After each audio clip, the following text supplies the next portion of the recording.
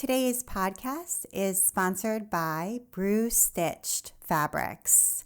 Located online at brewstitched.etsy.com, Stitched Fabrics offers fun and modern fabric for all of your sewing and quilting projects. Now carrying the all-new Ruby Star Society collections. Check out the pre-order and new arrival sections for the best selection. And use the coupon code ABBY25, that's ABBY25, for 25% off fabric, notions, patterns, and gifts through July 31st, 2019. Most orders ship next day, and orders over $70 ship for free in the United States. So check them out at brewstitched.etsy.com. That's BREW stitched.etsy.com.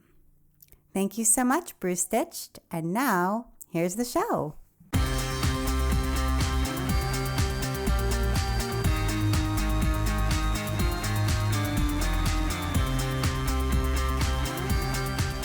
Welcome to episode 149 of the While She Naps podcast. I'm Abby Glassenberg. Today, we're talking about making a living as an artist and surface pattern designer with my guest, Sarah Golden. Sarah is a painter and surface pattern designer living in Sacramento, California, with her husband and 5-year-old twin girls. She paints abstracts, lots of plants, and is a fabric designer for Andover Fabrics. Sarah Golden, welcome. Hi, thank you, Abby. So I know you've said that you weren't particularly artistic as a child and that you got into creating visual artwork a little bit later on in life. And I wondered if you could tell us a little bit about where you grew up. When I say artistic, I think I was very creative and imaginative play. I grew up in a small town outside of Sacramento called East Nicholas, and the population at the time was 150 people. My class, when I graduated 8th grade, had 8 people in it. So as an only child in a small town like that where there's not a lot of friends nearby, I had a lot of time playing on my own. And so I think that really just grew my imagination, my creativity. I didn't exactly know where to put it until later in life, a few years ago, but I'm here now, so. Wow, that is a really small town. I'm wondering what brought your family out there. It sounds like it must have been really rural. Yeah, my grandparents lived there, and my grandfather was the sheriff out there, and my uncle was the deputy, and it is very rural, a lot of farming community. My family weren't farmers, but that's the community. So were you living with your grandparents? For a bit, yeah. And then I lived with my parents out there, and my mom specifically. We lived out there until I graduated high school out there, and then I moved to Sacramento and went to college for 5 minutes. And then when I was 20, I moved to Los Angeles. I wanted to make a big move, and San Francisco wasn't quite far enough. It's about 90 minutes away, so I decided to move to Los Angeles. So it sounds like college just wasn't working out for you. No. Yeah, maybe your learning style or whatever just didn't groove with college. Yeah, that's a good example. I wasn't a great student, and I didn't enjoy it. I got decent grades, but it was never, I didn't enjoy studying. It's very frustrating. I'm much more of a self-learner now. Okay, so teaching yourself how to do things versus learning in the more conventional kind of sit down and study in school sorts of way. Okay, so you moved to LA and got a job, and so what kinds of things were you doing? So I moved to LA because I wanted to play music, and I was severely have stage fright. I could not sing or perform in front of anybody that I knew here, so I had to move to a new town. And that's what I was working on down there. And I worked at a record store and a coffee shop. I worked at a record store up here as well, so it was just a good to be around other creatives and kind of just discover like underground music and my style. And so that was really great. And I just worked at record stores and coffee shops, and then I got a job as a publicist, a music publicist, when I was about 25 in Los Angeles. And that really showed me like how behind the scenes work that business works for creatives to support the creative work. And so that was really eye-opening. So what exactly does a music publicist do? So when a musician has a record coming out, about 4 months ahead of time, your publicists are reaching out to publications and trying to get them to write about it, getting them interviews, getting them on television, like SNL and, The Tonight Show. All that's done by publicists. And so that was really, I learned a lot there. How did you know what to do? Was there like a senior music publicist who kind of took you under their wing and showed you? Yeah, I started out as just working like the office. I was answering phones and doing the more of like secretarial work.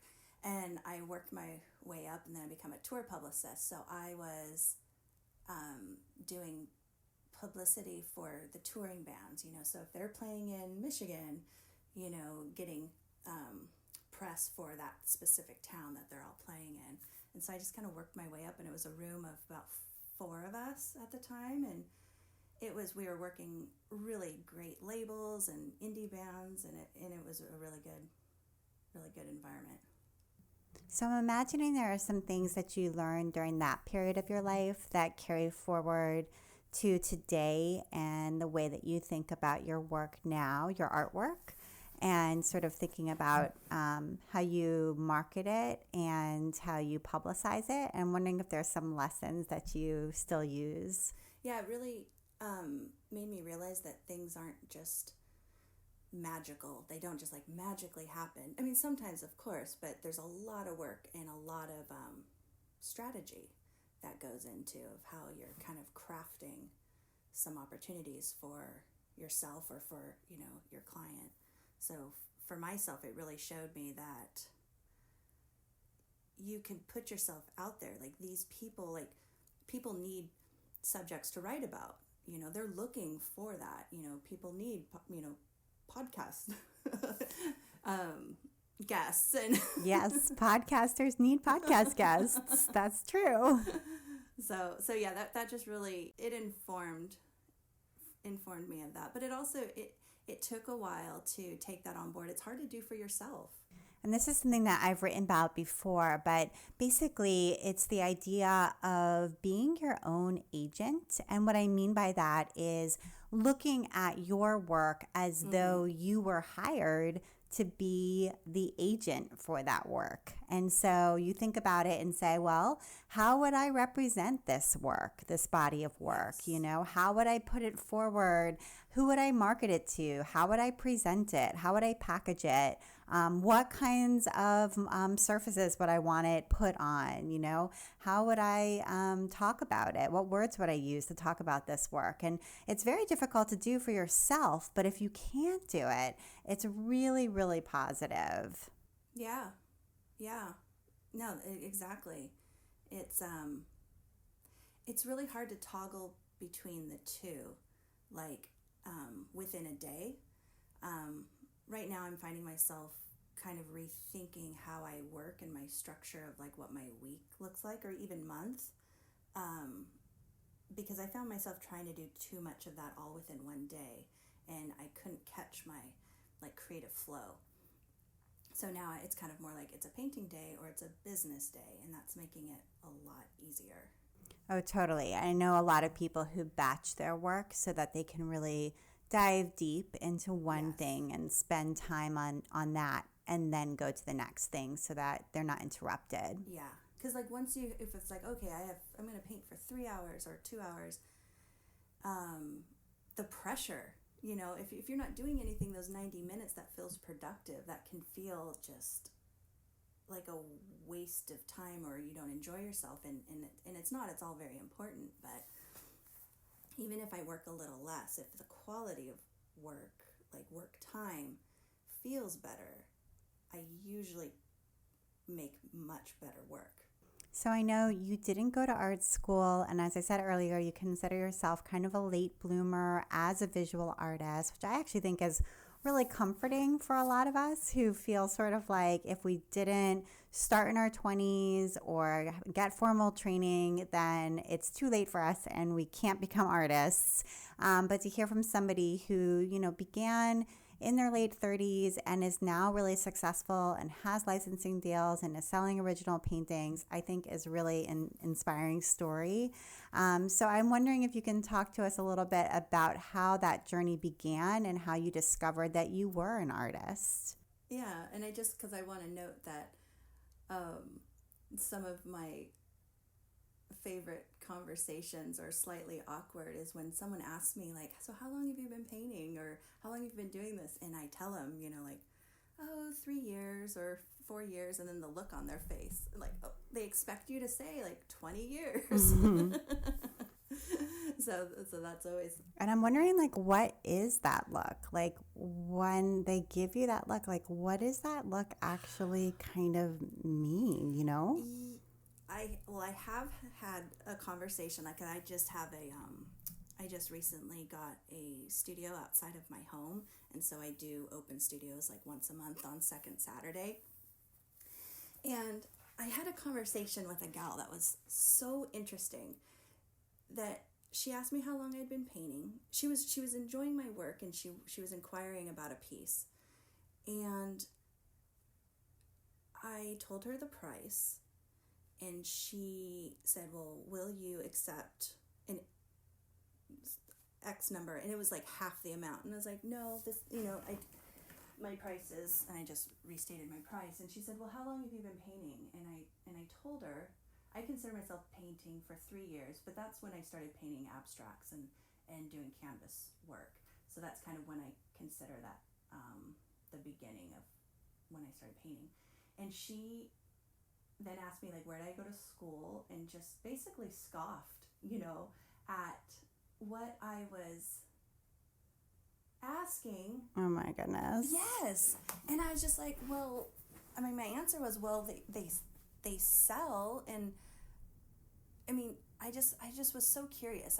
My first thought was like, well, if I was a man, I wonder if she'd be even asking me this, right, in a conversation with me about it. And I just found it so interesting, and I just realized she was an artist herself, and she's going to school, and I just realized more thinking about it is it says more about her than it does me, and that's because it really is about, like, when somebody purchases a piece of work, it's because it makes them feel a certain way. I might help, you know, in that, and they want to own, say, a piece that I did, but really it's more about them and what they feel when they look at a piece and what, you know, they're going to live with it. So, yeah, it is interesting. Okay, so clearly you've kind of come to art making a little bit later in life, and I know that you have twin girls. Did you somehow discover sewing and surface design when you were pregnant with them? And I'm just kind of curious how it is that you came to discovering surface design, and if you would tell us that story. Okay, so I've always wanted to design fabric, even before I was drawing every day. So about 10 years ago, I did have like an Etsy shop, and I was doing some drawings and making like one-of-a-kind little brooches and stuff, and then I stopped. This was like 2007 to maybe 2011. I stopped when I got when I got pregnant, basically. And but I know that was always just a hobby, But even back then, I was like, I love textiles. I didn't sew at the time, but I loved fabrics, and I always dreamed of creating fabrics. So when I was pregnant, I decided, I was like, I'm going to teach myself to sew, because if I want to design fabrics, I want to be able to sew with those fabrics. So I started off with kids' clothes, and that was just such a great segue into sewing, because, you know, the patterns are pretty forgiving, and I found a great Instagram community and the sewing community there. And so that was the kind of the start for me. But I wasn't creating work at that time. It was more just about learning how to sew. And then I had my girls, and just something shifted in me. The plan was that I would start work or start pursuing something like when they went to school. So I would stay home with them, and then start when they went to school. But just more and more as they got a little older, and by older I mean, you know, a few months old or a year old, I felt so creative. Like my brain, I just needed to do something, and I needed to start it now. And quite frankly, I just saw that there was an opportunity. Like, I didn't want to put the pressure on myself to wait and start something when they went to school, because I wanted to already have something going on to, like a good foundation set. So for me, that was the big catalyst. Okay, so I can totally relate. You know, that's the name of the podcast, While She Naps. Yeah.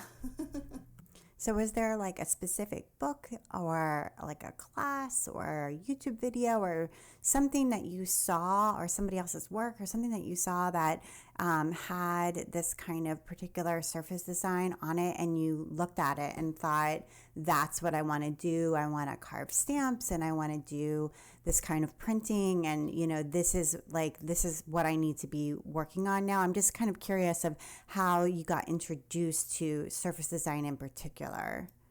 Yeah, like I took an online class with Jen Hewitt, a block printing class. Jen Hewitt's a past guest on the While She Naps podcast. She's amazing. That's great. Yeah.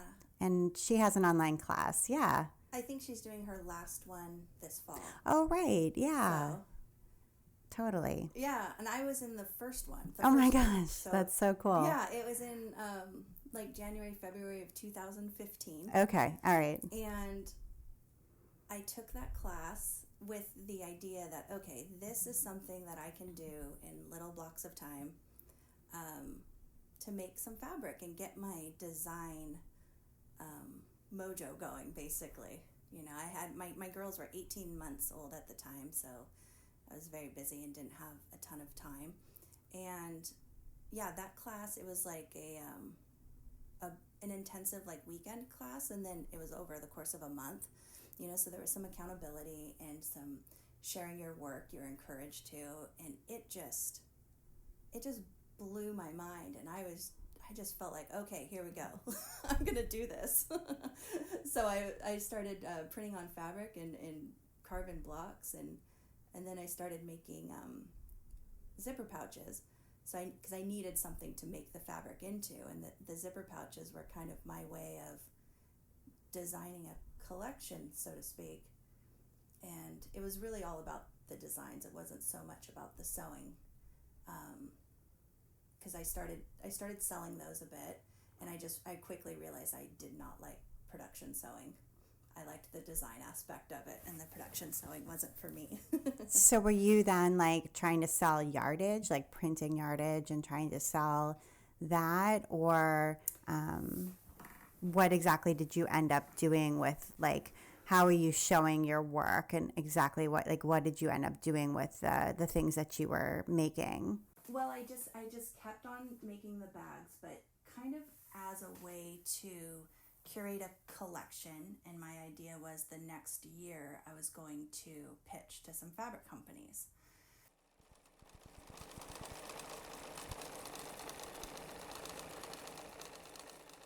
I want to take a minute now to talk about our sponsor, Bruce Stitched Fabrics. Bruce Stitched Fabrics is a one-woman shop owned and operated by Cheryl Cook, who recently quit her full-time job and moved back to her tiny hometown of Oroville, Washington to run the shop full-time. Bruce Stitched Fabrics specializes in fun, modern fabrics, patterns, notions, and gifts. And the shop also includes a vast selection of basics and solids. Cheryl can't resist a great quilt kit. She's developed a super simple beginner quilt tutorial with companion quilt kits, and these have become one of her best sellers. Bruce Stitched is consistently receiving 5-star reviews with additional compliments on the selection and speedy delivery.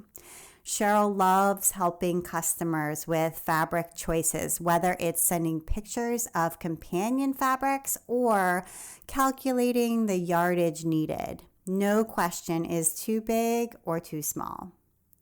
She loves being a small business and continuing to grow while consistently providing superior products and customer service.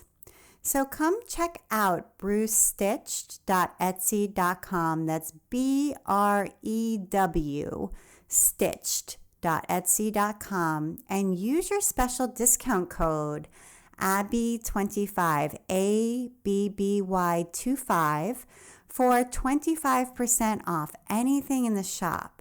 And orders over $70 will ship for free in the United States. So don't forget to sign up for the Bruce Stitched email newsletter as well. You'll get the latest and greatest information and inspiration. You can sign up for that in the shop. So go check them out, brucestitched.etsy.com. Thank you so much, Cheryl and Bruce Stitched. And now back to my conversation with Sarah.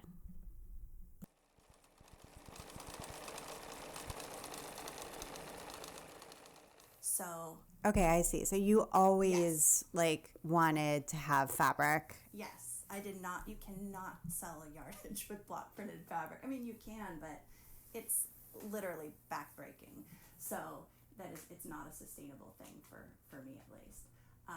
So it was really more from like a surface pattern design idea, but this was a vehicle. Right, for you to create something that you were hoping from really the very beginning could become manufactured fabric, and this would be like the raw material. Yes, because it gives you something tangible also to share. So at that point, I was really, I kind of shifted my personal Instagram to sharing my process and sharing the finished pouches, but I was printing fabric and, documenting that and sharing it. And that was really key for me, is sharing my work. Okay, I really want to talk about Instagram because Instagram is going to become a really important part of this story. Yeah. Yeah. So you said you shifted your Instagram from being like a personal account to being an account that was really about your business. And I'd love if you would tell us a little bit about what that really means and what actually how you did that. So at that point, what was your Instagram called? Was it called Sarah Golden Art or by your name, or was it called something different? No, I was going by Maker back then. That was my handle. And okay, so you had this account called Maker, and what were the pictures that you were posting in this account before? I mean, before the block printing, it was literally like my garden, my chickens, and my dog and kids. Okay. And were you thinking about the overall aesthetic, what the... No. So you weren't curating the colors and the... Absolutely not. No, it was purely like a family account. Nobody was looking. I wasn't self-conscious at all. There was no strategy. It was just like, hey, look, my chickens laid some eggs and this is what I picked from the garden. It was different back then. Right. Like way, way back in the early days. Yeah, in the old days. Yeah.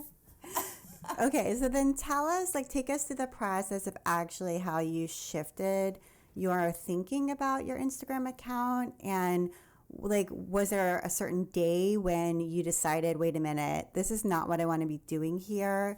And then what kinds of pictures you did start posting and kind of what effect that had on the account's growth and sort of how you shifted your thinking about it and your strategy for it and what that ended up leading to.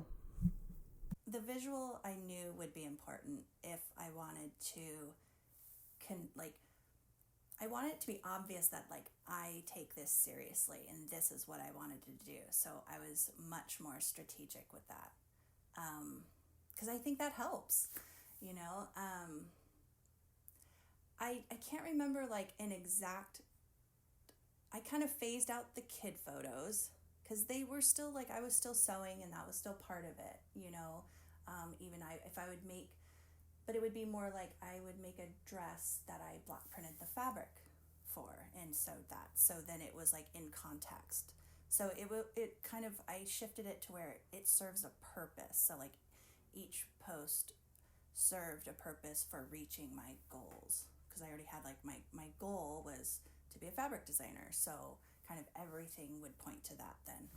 Okay, I think that's such an important point is, like, every photo and every caption and everything that you did on Instagram had a goal. That's super important.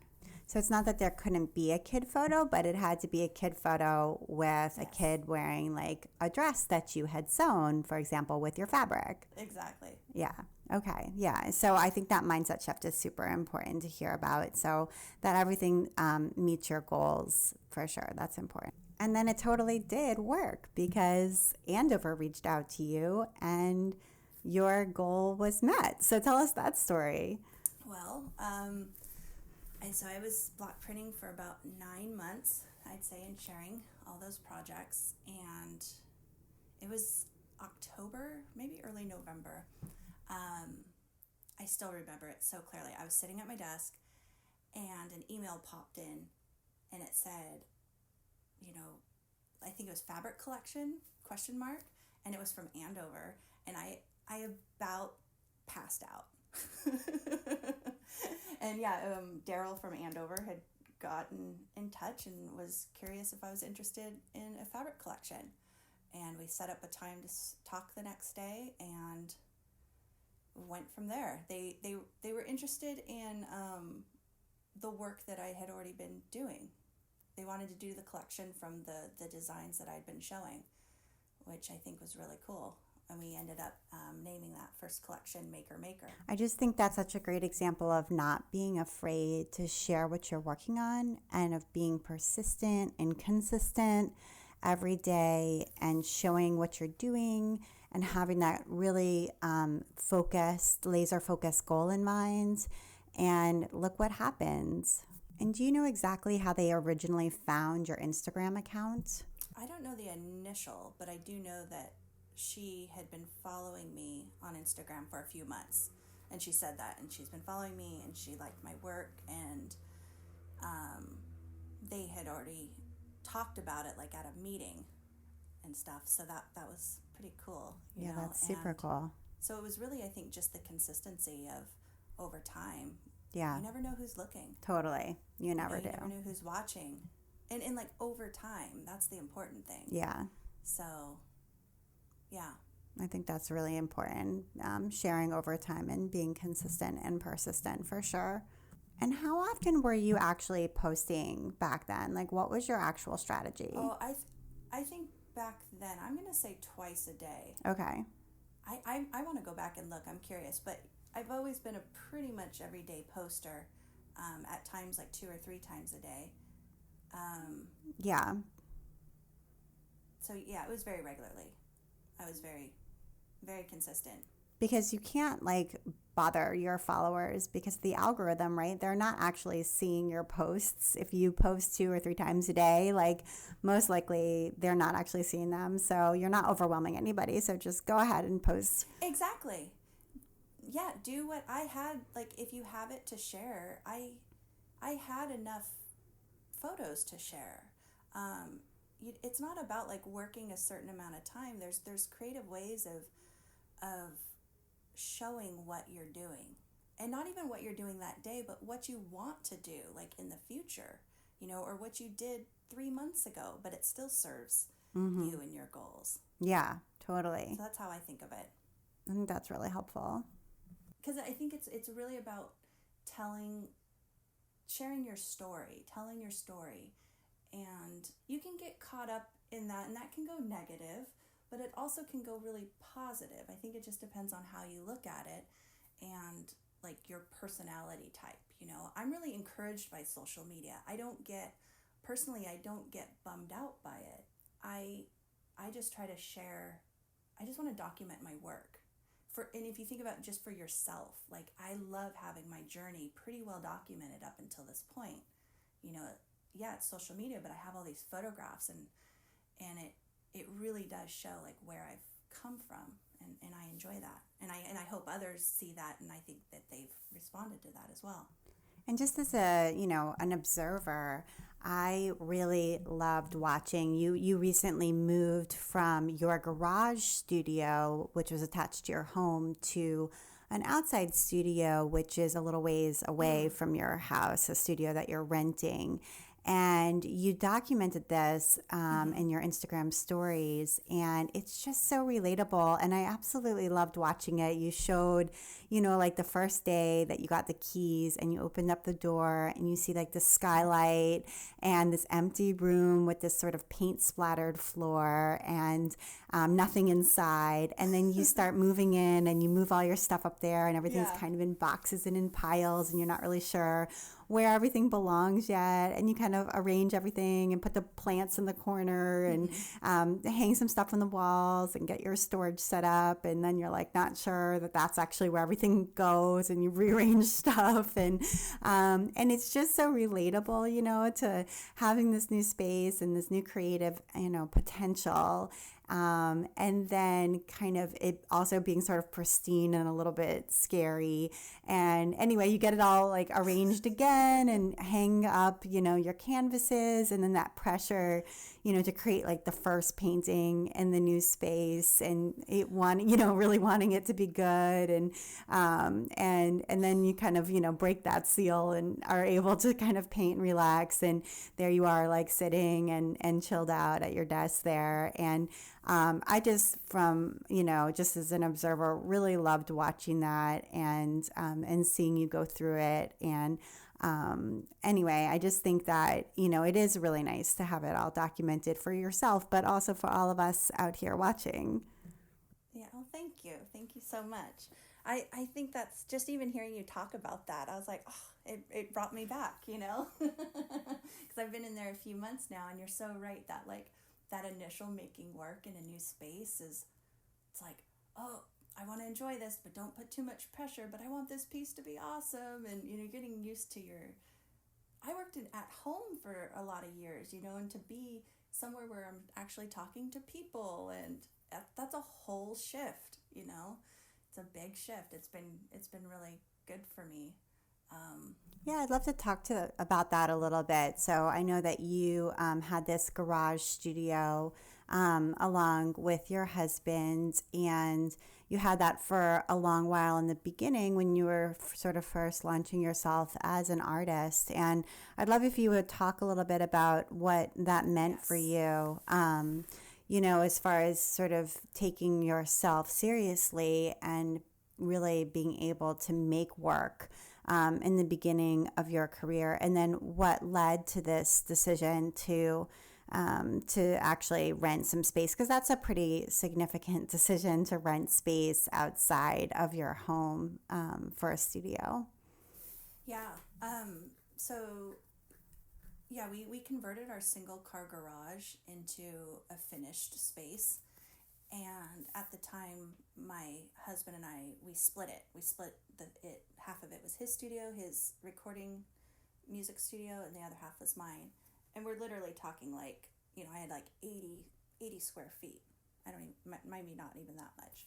And this was this was just this was about a month or two just right before I took the block printing class. So for me, it was my sewing area, because that was something I was previously doing just on the dining room table. And as everybody knows how hard it is with small kids that are just mobile and having to clean up after the fact. So the magic of being able to leave a project midway through and then jump back to it when you have 10 minutes, and those stolen moments are, wow, it's incredible how much that time can really add up, and it keeps you motivated, and being able to close the door to that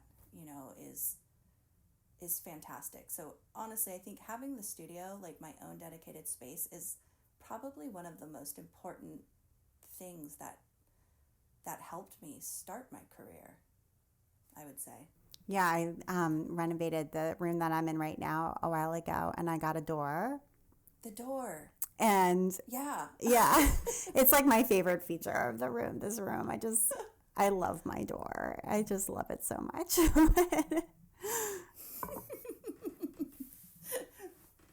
I love it too. And my floor, since this is the garage, like it's on a different level. It's on a concrete slab. We put down hardwood floor and stuff, but I don't hear the house.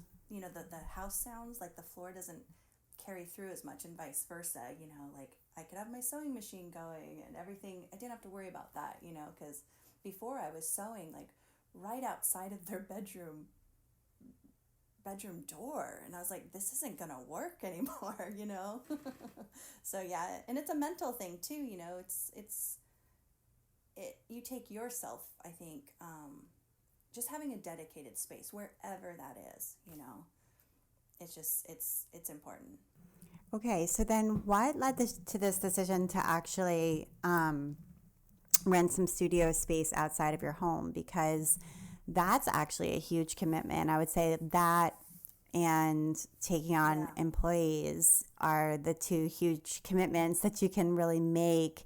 And because, you are committing to paying rent, even if you're, in a place where the rent isn't super high or whatever, but you're still committing to that, ongoing payment and maybe a lease or whatever on a monthly basis. And it can be pretty scary. Plus you have to get there by bike, or, it's not right there at your fingertips. So what led to this decision to move out?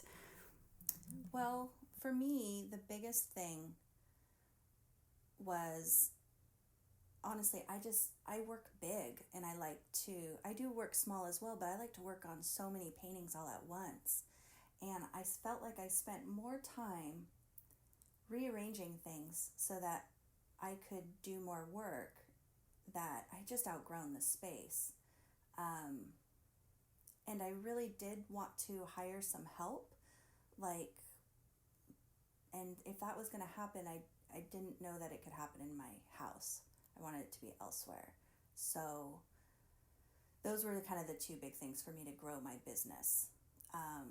I had a couple years ago, so I was sharing this home studio I'm sitting in here right now with my husband. And then a couple years ago, I want to say 3 years ago, even 2 years ago, I took over the whole studio in here, and we built him a music studio in our backyard. So I had this space. And this space is like 170 square feet. And my new studio is actually, it's about the same size, but it's just that I can split it. So that's become like my painting studio. And this is, I'm setting it up more as like my surface pattern design office space. So I can do all my computer work here. And I think splitting up those things has been helpful. So when I go to my studio, it's less distractions, and I'm there to work. It's challenging though. Like I ride my bike, and just even like, for instance, like right now, I'm like, I need to get these big shipping mailers to my studio, and I'm like, how do I do that? Can I strap all these on my back, like, and doing the shipping and stuff? So there is, because I've taken for granted that, and when you do have all your supplies at home, it's like figuring out what do you have to have double of, and how can you make it so it's convenient and not totally inconvenient. That's been kind of rough. I think at first I moved everything over to my new studio thinking that I could do everything there. And that was kind of like, I realized I basically just created the same problems that I was having here with the lack of space. So I was like, wait a second, okay, I've got to clear this out. This needs to be where I can come and just try to really keep it more to art making and less of the business stuff.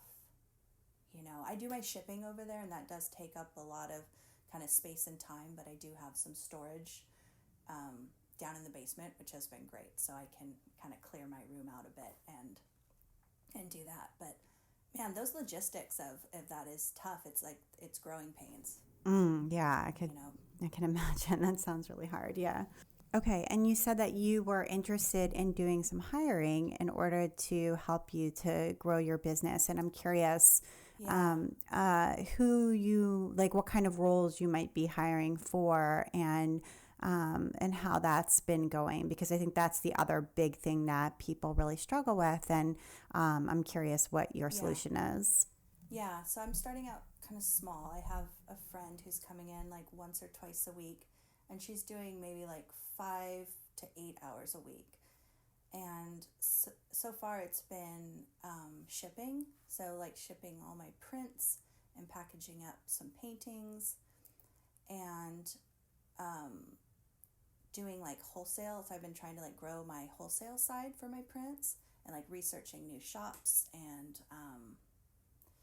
just kind of doing all those things that I wish I had time to, and I've been meaning to, but that I haven't, because I want to be painting, or I'm just being so reactive to the other things that must happen that I haven't been able to set aside that time to do. So this has been about a month. It's been about a month, and it's been really amazing. I mean, I've been freaked out. Don't get me wrong. It's been like that's like oh goodness, but it's not like a full-time position. Like, someone's whole livelihood isn't reliant on me. So I think it's a good baby step of getting used to that, because it's made me realize like I need to hire somebody so they can help organize me and be more organized, but then I in turn have to be organized in order to get that help. Training somebody, it takes, like, you realize like you have to have all these like processes like documented, and it's a lot, but it's good, it's a good thing. But yeah, but I have been freaked out, I'm gonna be honest with that. Yeah, I mean, it's good for you and it's good for your business to put those systems in place, but then knowing that you have to pay this person every single time, it's hard. Yeah, totally. So I'm curious exactly what you send Andover, because obviously you are, hand printing these surface patterns. And I'm wondering if you're then doing, scanning them and making the repeats and are sending them a digital file, or if you're actually just, sending them physical swatches and their in-house artists are making the repeats, or exactly like what it is that you're sending to them. Because I think, that piece of the process for a lot of people kind of remains mysterious, and knowing what a company like Andover requires is kind of enlightening. So I wondered if you would share like what it is that you are actually giving to them. Yeah. Either one would have worked. Like, they're completely capable of scanning and stuff and creating the repeats. But for me, like, I wanted to do it myself, because then at least I have the file and I can then license it elsewhere. But we can talk about that after. But the doing the repeats and whatnot. So I block printed onto paper, and there's many ways you can do this, but this is just how I did it. I block printed onto like kind of heavier paper, and which is much different than block printing on fabric. But fabric, all I'm really trying to get is that inky part of the impression, into the computer. I scanned it in, like 600 DPI or 12. I usually go high, like 1200 DPI, and then because that will really affect how large you can blow something up when you print it. So the more high res you can go from the beginning, the better. So I would print on like white paper, scan them in at like 1200 DPI, and then I use Photoshop. I don't use Illustrator, but in Photoshop, you remove the background. There's like many ways you can do this, but I use like a loading selection where you just can remove all the white, because I'll just print in black ink on white paper, so it's the easiest, because then you can change the colors later on. And then from those, so you have like a transparent file of your artwork, and I just create the repeat from there. And these are simple repeats. Nothing's overlapping. There wasn't, trying to think, like it's pretty simple, so it wasn't too complex. So I created the repeats and then worked on the colors to pitch them. And we knew from the beginning that we were going to print these on linen cotton blend, so that was really helpful. So I had that kind of that natural oatmeal color fabric in mind when I was creating these. So a lot of them are just the black ink on that, and I think it really kind of lets the linen cotton shine. So I sent them the digital files of those, but I also printed out a bunch. And so it was important on my end, when you're working with a manufacturer, a lot of times when you're sending stuff digitally, you don't have something tangible in your hand as a color, kind of something to check back to. So they're always like, you can send us a scrap of fabric or a scrap of paint or anything to be like, this is the mustard yellow that I want to match it to. So, because that's always the bit of the hard thing. So personally, I printed out like 3 colorways of each one and kind of tried to get the tones as close as I could, and then I sent those to them along with the digital files. And then they get them and they put them into their big repeats and has the mill do strike-offs. And those are just like maybe like a half yard of fabric that we get back, just to check the colors and the registration in the fabric. And they usually cut off a piece of each of those and they'll overnight those to me. And then I get to look through them and make notes. And we have kind of like a phone conversation about it, talking about the colors and how they play with each other, and the even the base fabric. And then that's when we finish up there, and then they go into production with it. Okay, and then your contract basically spells out that those patterns can be used for other things besides fabric.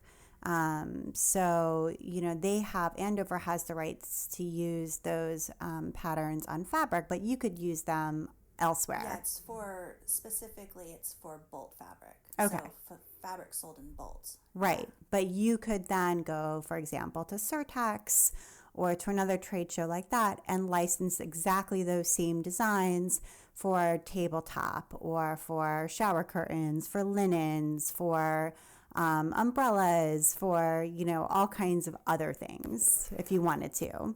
I have, and a lot of the work that I've done this year so far has been doing that. The lead times on these things are quite long, so, but that's a huge part of my business that I'm growing into, and so I'd say January and February this year I spent designing a few home decor collections for a company that they will be coming out next year. And I've been working like with the kids clothes company. And so those, same thing. It's all like fall 2020 or summer 2020. Everything's usually like on an 18-month lead time, which is interesting. And so that's been really fun.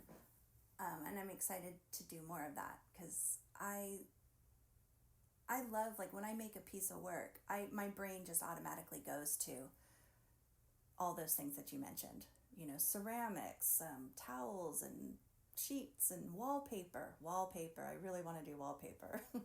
Oh, totally. Wallpaper is super cool. Yeah. And, I think that one of the things that we've really learned is that, making a living designing quilting cotton, it's hard. I mean, there's a few people who can do it.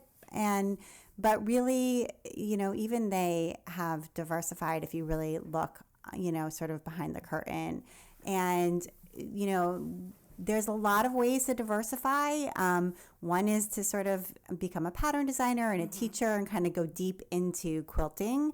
And another way to do it is to be a surface pattern designer and sell your designs to multiple different industries and and kind of do it that diversify in that way, which Exactly. is, yeah. And you're also selling fine art, right? Like you're selling original paintings, and that's another big part of your business. And so if you look at it, you've got sort of income coming in from a lot of different sources, and you can start to see how piecing all of this together does actually create a viable business with a lot of different income sources. Yeah, when I talked to Andover, like that was one of the first things they talked about, like when we had our conversation, is like, it's not, I mean, I think most people think like, designing fabric or something is like a full-time job, and it's like, it's not, it's just like one avenue for your artwork to go. Because I realized like, okay, I had set the goal,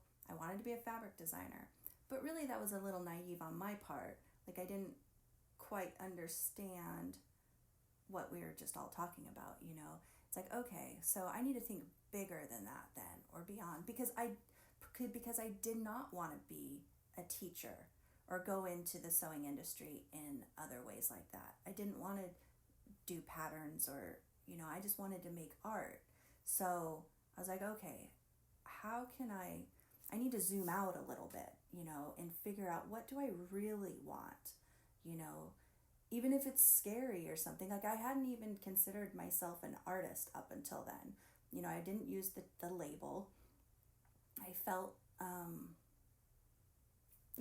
don't know, that just, I didn't think that, so it really was a big, brave jump for me to be like, okay, I'm going to start painting original work as well, because for me, I just realized there's not a ceiling to that. That's something that I can really grow, and that's exciting to me. And then also it can trickle down and it can become licensable work for me as well. And so that just seems pretty smart to me, of how I use my time. I didn't want to be like, have an hourly job where I work for this amount of hours and then so I get that money. I wanted to be able to have some more royalty-based things where I'm working and that work can continue to earn money for myself years down the road even. Because licensing is a very long lead typically. Some of the stuff you'll get in advance on a royalty perhaps. But, it's not a ton. But it's more about these royalties, they add up. Like when you get more going, you get more of a larger portfolio going, and so more interest in your work. So that really matters. So those are long lead. But if I had to only live on royalty, it's like I'd be starving. You get paid quarterly typically, so it's like, yeah, April, July, and those months are great. But then the rest of the year, it's like I like having these projects that I can work on, like release new prints, and then I can sell. Those are more short term, where I can make money in the short term, and that's nice. Well, thank you so much for sharing like a little peek at how you're making it work financially. I think it's really I don't know. I just think it's really generous of you because, I mean, I think you can see like it can work. There's definitely a lot of hustle involved because you've got wholesale, you've got licensing, you've got originals, you've got prints. So you've got all of these different pieces coming together and it's a lot to handle. But at the same time, it kind of, you figured out a way to even it out. Mm-hmm.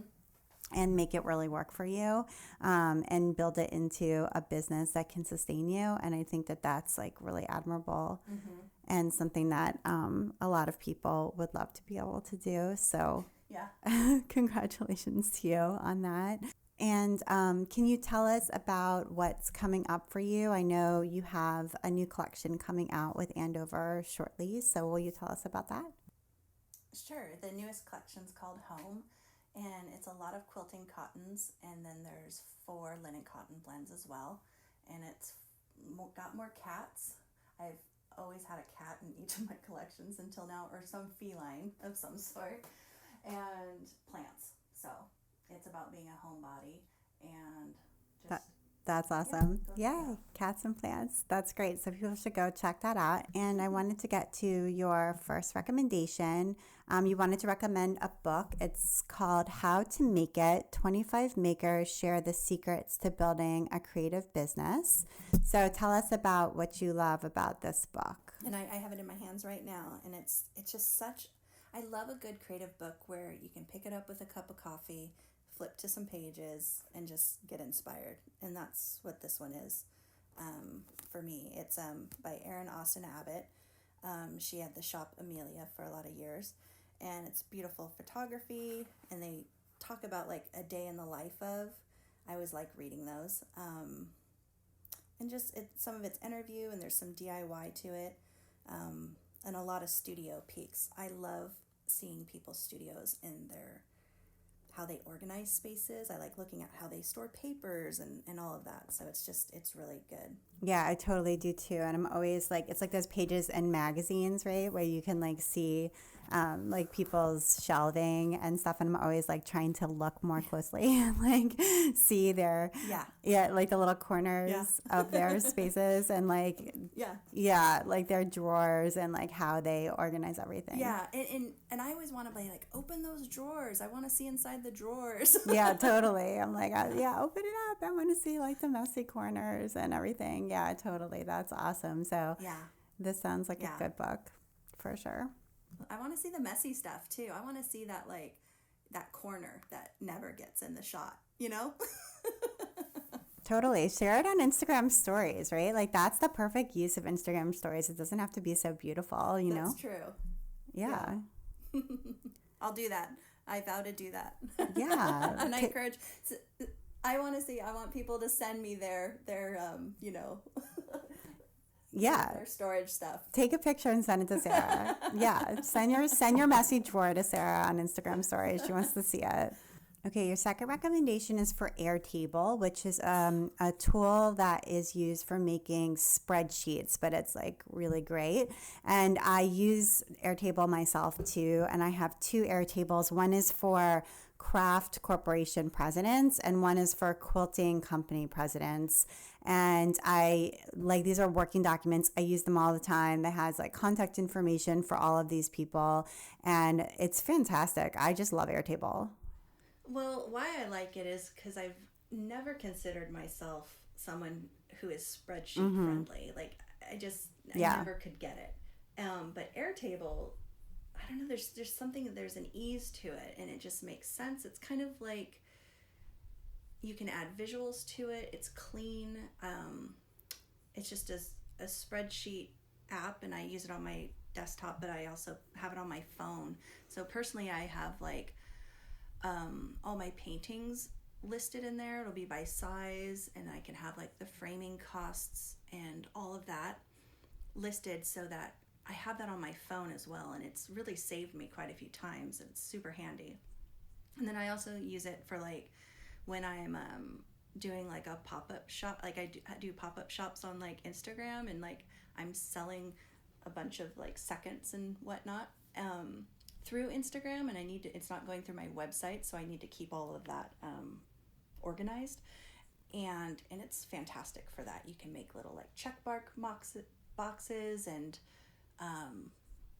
it's just really user friendly. And so coming from me, I feel like that's like super important because and like basically Excel, we're trying to like make it do things that it shouldn't be doing, because Excel is basically like for math formulas, but you're making it try to do other stuff.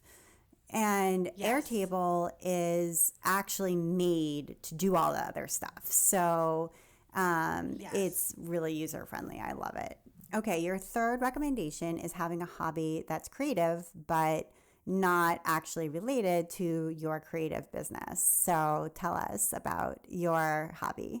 And boy, has this been eye-opening for me because, I turned all my hobbies into my business. Yeah, me. As part of Me too. Yeah. Oops. Did the same and thing. then you get burnt out.